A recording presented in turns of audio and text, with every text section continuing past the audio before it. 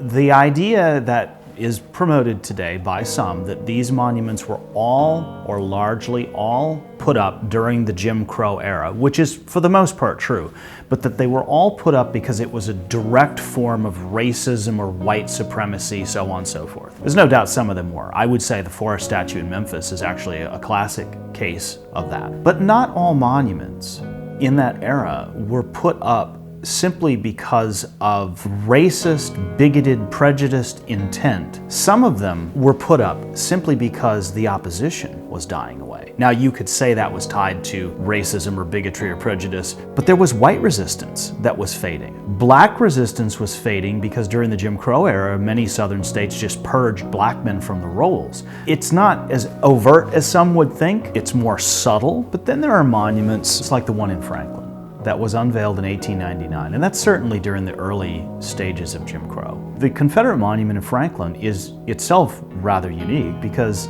it's a monument to the dead, those who died here. That's truly a battle memorial. I would argue that that doesn't have any direct racial intent other than, I guess, the obvious. There's another area though where it's a little more concrete. It's a lot more racially tinged, and they are arguably some of the most impressive, important, formidable Confederate monuments that were ever unveiled on the American landscape. Monument Row in Richmond, the former capital of the Confederacy. This is holy ground to the Confederate cause, to the lost cause. To many people, I would argue today, it is the theology of the Confederacy. This was Robert E. Lee, Jeb Stuart, of course Stonewall Jackson, and then later Jefferson Davis. They were put up in the early 20th century. Like Forrest, a little known part of the story is that that area where Monument Row was created was just farmland up until that time, and it was annexed into the city of Richmond. And they built a neighborhood around and along Monument Avenue. And newspaper advertisements, which I did not even know existed until recent years, were quite explicit. The only residents who could live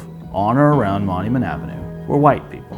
It specifically stated that no person of African descent could ever own or rent a home in that particular neighborhood. Now, if that's not racially tinged, racially pointed, and racially based, I don't know what is. I think we have to remember that when we talk about Confederate monuments, for so long, so many people were willing to not even consider them. They were just there. They were part of the landscape. And I think one of the wonderful things that's happened in the last few years is we've asked these questions. Why are they part of the landscape? Do they need to be a part of the landscape? What do they represent? How do we discuss what they represent? Do we want them here in the future? Is that the landscape we want going forward? Those, to me, are really important questions, and I think healthy questions. The individual communities have to grapple with this. What do these monuments mean? Are there people willing in 2021, 2022, and years from now who are willing to stand up and offer contextualization, offer a different kind of history to balance out the Confederacy? Are people who embrace, let's say, Confederate ideology, are they willing to concede anything? Are they willing to even admit that this is the nature in which these monuments were erected? Are they willing to admit that perhaps Robert E. Lee never wanted to be immortalized? That he never wanted to be, as Thomas Connolly called him, the marble man? That Nathan Bedford Forrest just wanted to be buried in a cemetery? That maybe the mistake that we made is that maybe some of these monuments should have never been put up. Maybe we should have stopped at remembering the dead, these young men, middle-aged men who died. I do not and have never subscribed to this catchphrase approach that, it's erasing history, because Nathan Bedford Forrest and Jefferson Davis's history, the history of the Confederacy, is solidly entrenched in a multitude of areas. It's going to take a lot more than pulling down some stone and marble and brass to erase history, especially the history of the American Civil War. But that's never going anywhere. As long as we are a nation, if we exist for another 1,000 years, we'll probably still know what happened in 1861 to 1865, and we'll probably still know the principal players. I'm not really certain what we lose when a monument is removed. We lose something. We lose a piece of art. We lose a piece of the city's history. We lose something else. We lose an opportunity. By just removing something, and that's the mistake I think that communities have made, is they've removed something they didn't like, that some group of people didn't like, and there might be a lot about those monuments that is to dislike. But what are you going to do?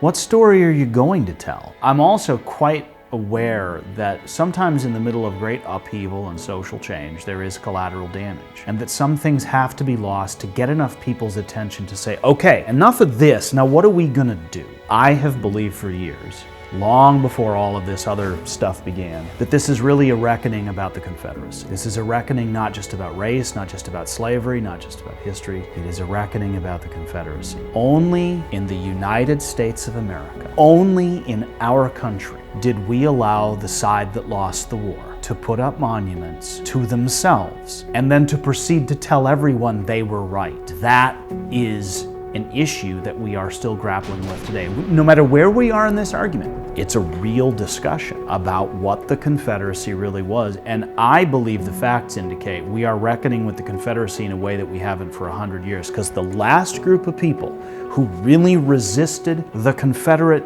iconography movement were black people who had just gotten their rights or had just had them ripped away, and United States veterans who had actually fought to defeat the Confederacy. And once those people's rights were taken and the old vets died away, well, we entered into a whole new era.